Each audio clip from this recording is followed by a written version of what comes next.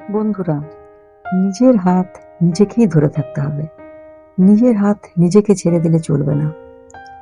আমাদের সব সময় মন থেকে ভালো থাকার শুধু চেষ্টা করতে হবে তাই নয়, ভালো থাকতেই হবে। ভালো থাকাটা, নিজের মনকে ভালো রাখাটা বিশেষ প্রয়োজন। নিজেকেই সচেতনভাবে প্রতিনিয়ত তার জন্য চেষ্টা করে যেতে হবে। হার মানলে কিন্তু আমাদের চলবে না। মন খারাপ হবে, এটা খুব স্বাভাবিক ব্যাপার।